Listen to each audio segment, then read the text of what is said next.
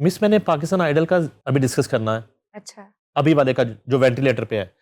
मगर आप जो पहला पाकिस्तान आइडल था, हाँ। उसमें आपका ऑडिशन हुआ और आपको रिजेक्ट कर दिया गया था। पहले सिर्फ ये बताएं, हाँ, बाकी कहानी मैं बाद में हाँ सुनता मुझे हूँ। ये सच है? जी, जी सच है। ये इस्लामाबाद में हुआ था? इस्लामाबाद में हुआ था, मेरे पापा के साथ गई थी, पापा लेकर गए थे। अच्छा, और पापा के सामने रिजेक्ट कर दिया? नहीं हाँ पापा लाइक आर्टिस्ट को ही अंदर जाने देते हैं, हाँ। लेकिन मुझे सबसे जो बैड सीन था वो मेन जजेस के सामने ही नहीं किया। उससे पहले उन्होंने पता नहीं वो अननोन लोग थे, उन्होंने ऑडिशन दिया, मैंने उनको ऑडिशन दिया और उन्होंने मुझे लाइक रिजेक्ट कर दिया। मैंने कहा ओके, अब बताऊंगी बोल कफारा आने वाला है मेरा। उसके बाद बोल कफारा आया? उसके बाद बोल कफारा लो अपना बुशरा आपा, एक और केस आ गया है ताड़े ते केस है लेकिन कि सबसे पाकिस्तान आइडल जिसकी आप जज थी और हदीका कियानी जज थी, अली अजमत जज थे, उसमें जिस आर्टिस्ट को ऑडिशन में रिजेक्ट किया गया, आज उसकी कामयाबी जो है आप सबकी जजमेंट पे और उस आइडल की इंतजामिया को मुंह चढ़ा रही है। बाइसे शर्म बात है, ये मेरी राय है। अच्छा फिर क्या हुआ? फिर कुछ भी नहीं। अच्छा, मैं इसमें एक चीज़ ऐड करूंगा कि ये जो फाइनल जजेस थे उनके सामने एक तो शहर खैर गई भी नहीं, और दूसरा जो है ना वो ये सीन कट होता है कि ये रिजेक्ट हुई हैं और उसके 3 साल के बाद एक मॉर्निंग शो हो रहा है ARY डिजिटल पे, जिसको जिसमें जो है ना वो बुशरा अंसारी बैठी हुई हैं। तो ओह उन्होंने कहा यस। कि आपको कोई आर्टिस्ट यंग लॉट में से भी पसंद है, क्योंकि आप सिर्फ अच्छे मुस्तनद सिंगरों को पसंद करते। तो उन्होंने कहा हाँ, मुझे 2 जो है ना वो फीमेल बहुत पसंद है जो अभी नई बच्चियां आई हैं, और उनमें से एक वो है जो जिसने बोल का फारा गाया। अब उन्हें नहीं पता मेन स्टोरी। नहीं पता? नहीं उनको आज नहीं मैंने बता दी, मेरा अलग आज से बहुत प्यार है। अच्छा है यस, माशाल्लाह। वो मेरी फेवरेट है। माशाल्लाह अपने काम में तो सबकी एक फेवरेट है, है। हाँ नो मगर डाउट ये अबाउट वाला इट। ब्लंडर उनसे हो गया। अच्छा, लेकिन हाँ। नईम साहब देखें, हम कुछ भी हैं, पाकिस्तानी हैं, और उससे भी पहले हम मुसलमान हैं अल्हम्दुलिल्लाह।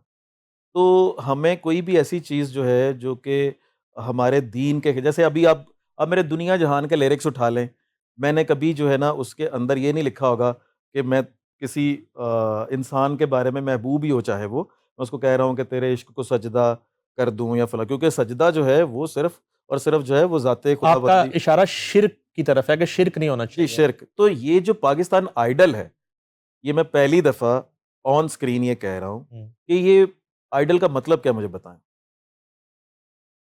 ये आइडियल नहीं है, ये आइडल है। आइडल का मतलब है पूजा जाने वाला बुत।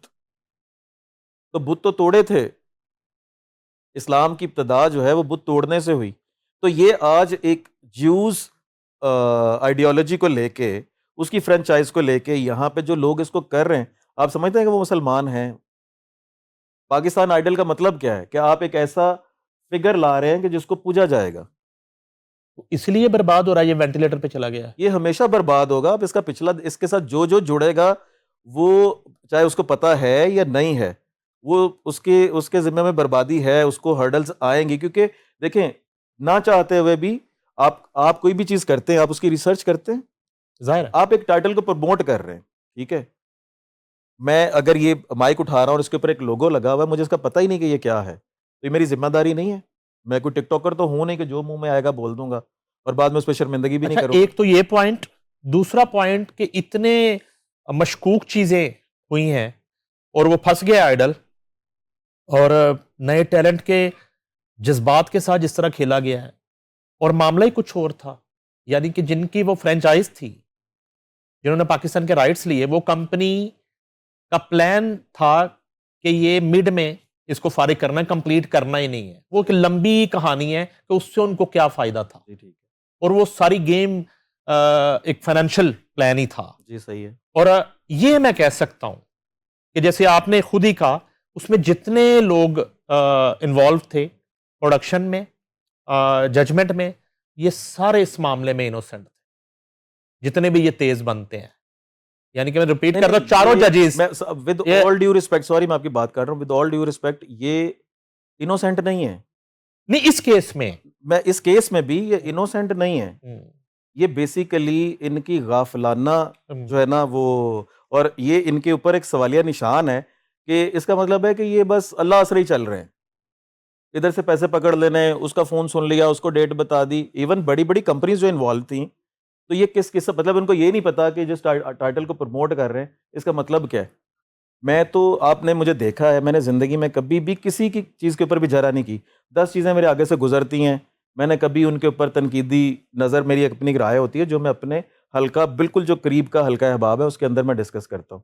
ऑन स्क्रीन मैंने कभी नहीं कहा, बट ये इस लेवल की है कि अगर मैं इसके ऊपर बात नहीं करूँगा, और उसके लिए मैंने बड़ा रोक के रखा हुआ था क्योंकि मैं ऐसी चीज़ों का हिस्सा नहीं बनता।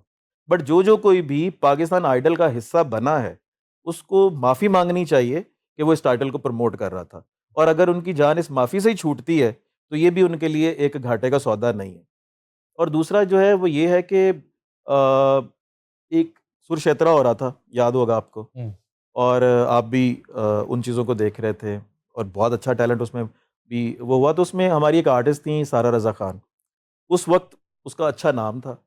तो हम चूँकि सारे अली बग्गा का स्टूडियो, हम वहाँ पे रिकॉर्डिंग्स वगैरह कर रहे थे, तो उसने पूछा कि मुझे बार-बार फ़ोन्स आ रहे हैं, तो क्या मुझे उसका हिस्सा बनना चाहिए? क्योंकि मैं तो एक रजिस्टर्ड आर्टिस्ट हूँ, मैं काम कर रही हूँ। आपने मेरे फ़िल्म के गाने रिकॉर्ड किए हैं, आप मेरे लिए ओएसटीज़ कर रहे हैं। तो मैंने उससे कहा कि ये जो हमारी मौसीकी के ये इस तरह के जो प्रोग्राम्स होते हैं, इसमें कोई हारता-जीतता नहीं है।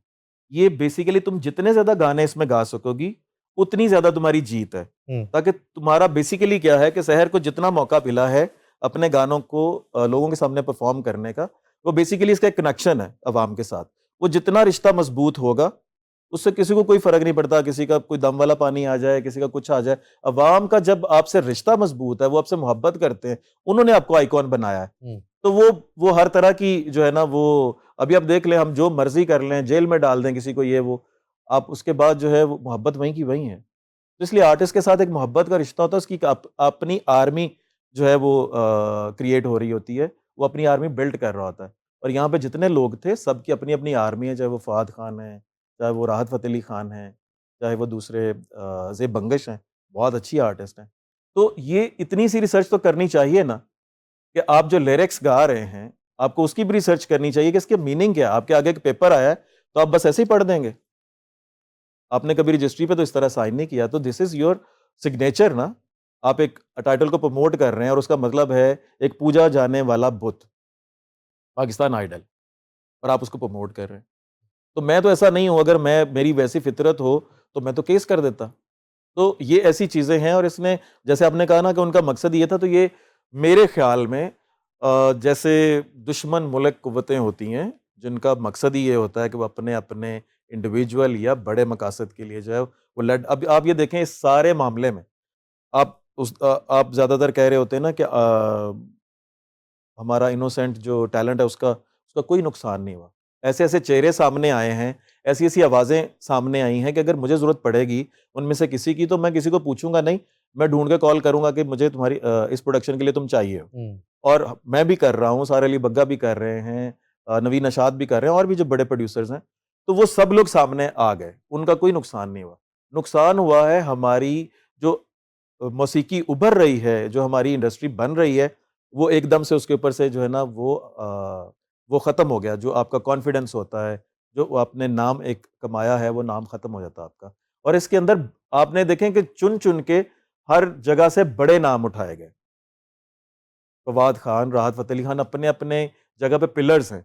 इवन जो कंपनी उसको प्रोड्यूस कर रही थी, आप भी पर्सनली जानते हैं, मैं भी जानता हूँ, नदीम जे पाकिस्तान का बहुत बड़ा नाम, आपके भी दोस्त हैं, मेरे भी भाइयों की तरह। तो इतना बड़ा क्रेडिट, उमर शरीफ साहब का भी आप ज़िक्र कर रहे थे, उनके इतने बड़े शोज़ किए उन्होंने। तो इन सब लोगों ने, और ये कुछ छोटी चीज़ें, इन्होंने पूरी दुनिया में यूएनओ तक परफ़ॉर्म कर लिया, आपने यूनिवर्सल स्टूडियो परफ़ॉर्म कर लिया, आपने जो है वो अ, हॉलीवुड में जाके जो है वो आपने एक्ट कर लिया। तो इतना कुछ करने के बाद भी अगर आपको ये नहीं पता कि आप ट्रैप हो रहे हैं, तो आई थिंक कि फिर आपको जो है ना एक अच्छा कंसल्टेंट रखना चाहिए, जो मेरे जितना समझदार ना हो, लेकिन चलो थोड़ा-सा तो हो।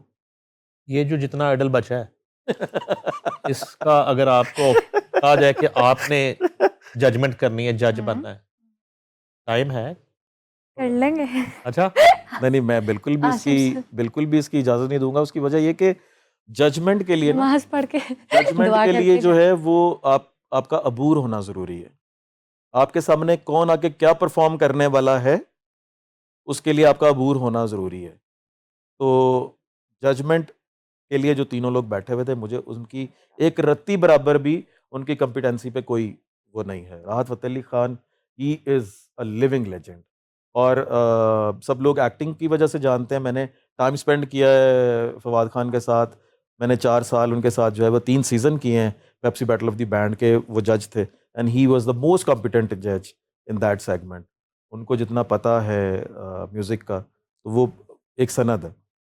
और ज़ेब बंगश बहुत अच्छी आर्टिस्ट, अपने गाने खुद कंपोज़ करने वाली, वो उतार चढ़ाव का पता है। लेकिन ये है कि हम सब जो हैं वो मेरा सिर्फ़ कहने का मकसद ये है कि हमें कुछ भी करने से पहले जो है वो सोचना चाहिए कि हम क्या। आपने कभी देखा है कि मुझे जो है वो मैं एक पॉलिटिकल राइटर नहीं हूँ, ठीक है? जब कैम्पेन्स होती थीं, ये अभी पीटीआई के पैदा होने से भी पहले की मैं बात कर रहा हूँ, तो मेन स्ट्रीम जो 3 हमारी वो होती थी, नून पीपल्स लीग होती पार्टी, थी, पीपल्स पार्टी थी, नून लीग, और क्यू काफ लीग जो थी। काफ। मैंने आज तक कभी किसी भी पॉलिटिकल एजेंडे का कुछ नहीं लिखा, लेकिन एक अपनी पॉलिटिकल अप्रोच तो होती है ना। मैंने कभी भी अपने पर्सनल अप्रोच को, अपनी पर्सनल चीज़ों को मुसल्लत नहीं किया अपनी कलम के थ्रू। मैं इतनी ज़िम्मेदारी जो है वो कल को मेरी कलम जो है वो एहतसाब में ना आए। अच्छा, ये जो जजेस हैं ना, इस वक्त तो ये मजलूम है और इन्होंने पता नहीं टैलेंट के साथ इंसाफ किया है नहीं किया। खबर ये है कि थोड़े दिन बाद इंसाफ के लिए इनको असली जजेस के सामने जाना पड़ेगा, अच्छा, हकीकी जजेस के सामने, नहीं जाएँगे, कि साडा नाम सिर्फ जज सी। नहीं जाएँगे। नहीं जाएंगे? मेरा बिल्कुल मुझे पता है, क्योंकि अकाउंटेबिलिटी स्टार्ट हो जाएगी। इज्जत बचाने की कोशिश करेंगे? नहीं, नहीं, अकाउंटेबिलिटी। अच्छा।